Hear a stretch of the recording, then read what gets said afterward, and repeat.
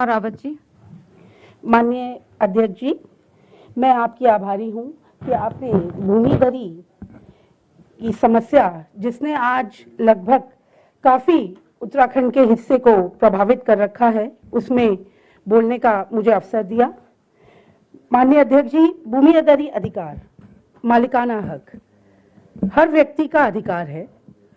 कुछ लोग जो कि भूमि को अर्जित कर लेते हैं, लेकिन कई ऐसे लोग हैं जो उसको अर्जित नहीं कर पाते। तो वे लोग चाहे वनों में हो, लीज भूमि पर हो, या माननीय अध्यक्ष जी ग्रांट में हो, वन भूमि में हो, उसमें निवासरत होते हैं।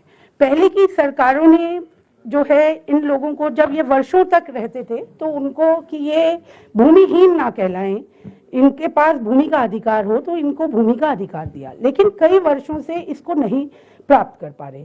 मेरे क्षेत्र हरिद्वार ग्रामीण में मैं पहले भी संघर्ष करती आई, तो मेरे को पता है कई ऐसे लोग हैं जो जगह जगह घर गांव में बसते हैं। लेकिन 2022 में मुझे वहां की देवतुल्य जनता से निर्वाचित होने का, इस सदन में पहुंचने का अवसर मिला। आपने स्वयं देखा माननीय अध्यक्ष के रूप में कि लगभग हर सत्र में मैं इस महत्वपूर्ण इशू को उठाती हूँ, क्योंकि ये एक ज्वलंत मुद्दा है मेरे क्षेत्र का। और माननीय अध्यक्ष जी, उनमें कई लोग हैं, चाहे वन गुज्जर हों, चाहे वन टोंगे हों जो पुरुषोत्तम नगर कमला नगर में रह रहे हों, या माननीय अध्यक्ष जी टिहरी बांध विस्थापित जो पथरी भाग 1, 2, 3, 4 में सन 80 से जिनका विस्थापन होना शुरू किया गया। इन विषयों पर, इन लोगों पर मैं पूरे सदन का ध्यान जो है आकर्षित करना चाहती हूँ। माननीय अध्यक्ष जी, वन टोंगी पुरुषोत्तम नगर कमला नगर में निवासरत है मेरी विधानसभा हरिद्वार ग्रामीण में। विपक्ष के विधायकों की बैठक थी, तो उसमें हमने माननीय मुख्यमंत्री जी के सम्मुख कई इश्यूज रखे, जिनमें कमला नगर और पुरुषोत्तम नगर को राजस्व ग्राम घोषित किया जाए, ये मांग मैंने रखी और ये राजस्व ग्राम घोषित हुए। लेकिन माननीय अध्यक्ष जी, आज भी उन वन टोंगियों के पास राजस्व ग्राम है, लेकिन उनके पास जमीन का मालिकाना हक नहीं है। वे आज भी ऐसे ही घूम रहे हैं और कोई फैसिलिटीज उनके पास नहीं है। आप और मैं एक महिला हैं, महिलाओं को एक तरफ तो सरकार कह रही है कि हमने शौचालय जो हैं पूरे हर गांव शौचालय युक्त हो चुके हैं। वो गांव की स्थिति ये है, एक बेसिक प्रॉब्लम जो मैं बता रही हूँ, आज भी वहां टॉयलेट्स नहीं हैं। महिलाएं जंगल में जाने के लिए विवश हैं, ये स्थिति है। और मैंने जिला प्रशासन को कई बार इसके बारे में बताया भी, बोला भी कि इनके लिए कोई ना कोई व्यवस्था की जाए। ये एक कितनी दर्दनाक, इसको तो मैं दर्दनाक ही कहूंगी एक महिला के लिए, कि आज के युग में उनको इस तरीके की दिक्कतों का सामना करना पड़ रहा है। उसी प्रकार वन गुज्जर माननीय अध्यक्ष जी, लगभग 1893 लगभग परिवार जो है वनों से पथरी और गेंडी खत्ता गुज्जर बस्ती में उनको बसाया गया। उनके पास कोई मालिकाना हक नहीं है। 1610 परिवारों की बात करी जाती है कि केस चल रहा है कोर्ट में इसके कारण, लेकिन जो पहले बसाए दिए गए लगभग 1900 परिवार, उनको तो मालिकाना हक मिलना चाहिए। कोई फैसिलिटी नहीं है इन गांवों में। उनको जैसे जंगलों से लाके ये कह के कि आप जंगल में वन प्रहरियों को लाके वहां बसाया गया और उनको वैसे ही अवस्था में छोड़ा गया। अगर उन क्षेत्रों में जाएं, हर सड़क के हालात बहुत बुरे हैं, शिक्षा के हालात बुरे हैं, सारी स्थिति माननीय अध्यक्ष जी बहुत बुरी है। उसी तरीके से एक बहुत महत्वपूर्ण इशू माननीय अध्यक्ष जी, मैंने भराड़ी सैन में इस बात को सर्वप्रथम रखा था 2023 में, टिहरी बांध विस्थापितों के इशू को।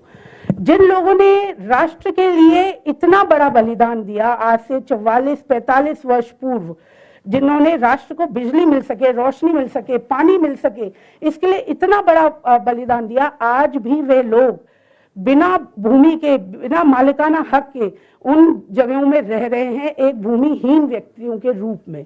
और उनको, इन लोगों को कोई भी प्रकार की सुविधा नहीं है, ना वो कृषि लोन ले सकते हैं, ना वो कोई बैंक की फैसिलिटीज ले सकते, किसी तरीके का कोई भी जो एक सरकारी सुविधाएं जिसकी बात सरकार बार बार करती है वे उन्हें प्राप्त नहीं है। माननीय अध्यक्ष जी, मैंने 2024 में जो है एक आपके इसमें मेरे को कृपा मिली कि नियम 300 के तहत सूचना लगाई थी, तो मुझे शासन से एक इम्पोर्टेंट सूचना उसके संदर्भ में मिली मालिका टिहरी बांध विस्थापितों के, जिनके बारे में माननीय अध्यक्ष जी मुझे मात्र 3 मिनट का वक्त चाहिए और आपकी कृपा होगी, क्योंकि ये राष्ट्र को बलिदान करने वाले लोगों का प्रश्न है, उनके अधिकार हक हकूक का प्रश्न है।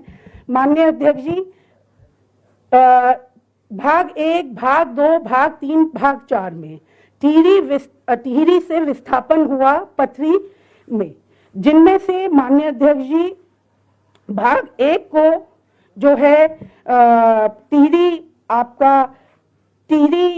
आदर्श टिहरी नगर और टिहरी डोब नगर के रूप में सन 80 और 84 में बसाया गया। उसके बाद 2000 से 5 और गांव आदर्श टिहरी नगर, टिहरी घुंटी, छान, टिहरी भागीरथी नगर, ऐसे 5 गांवों को और वहां पर बसाया गया। लेकिन सबसे बड़ी प्रॉब्लम जो आज हमारे सामने उन लोगों के सामने आ रही है वो ये है कि 80 में बसाना शुरू किया, 84 में जो भाग 1 में बसाए गए टिहरी आदर्श टिहरी नगर और टिहरी डोब नगर में, उन लोगों का जब सन 2000 में जो है उत्तर प्रदेश शासन से शासनादेश आया और अभी उसमें साफ लिखा गया कि इनको जो है आरक्षित वन भूमि में बसाया गया है, मतलब अनारक्षित वो भूमि नहीं थी और उसकी स्थिति आज भी वैसे ही बनी हुई है। उसके बाद जब मैंने सदन में ये नियम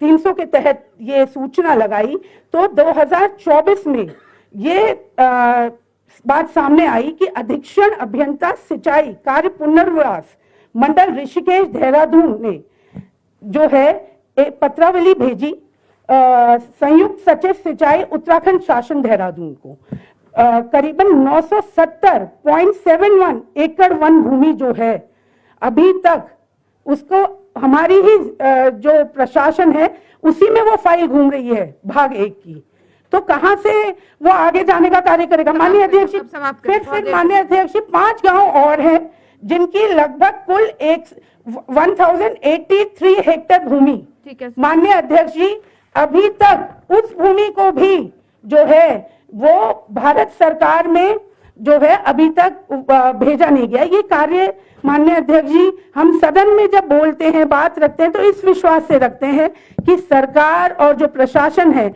उसको सही तरीके से आगे पहुंचाने का कार्य करेगा। लेकिन अगर फाइल्स सिर्फ टेबल्स में घूमती रहेगी माननीय अध्यक्ष जी, तो यहाँ के लोगों को कैसे उनका अधिकार मिलेगा। माननीय अध्यक्ष जी, ये बहुत महत्वपूर्ण इशू है।